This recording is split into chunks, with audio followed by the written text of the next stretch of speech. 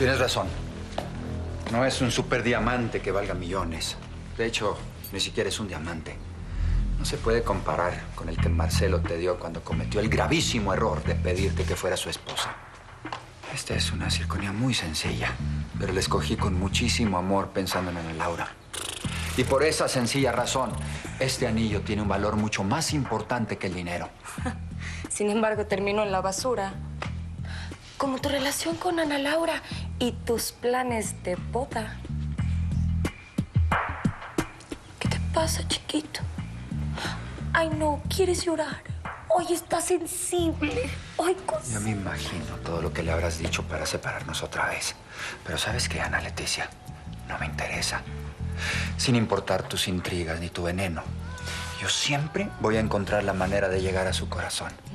No vas a acabar con el amor que sentimos el uno por el otro. Eso nunca. Te lo juro.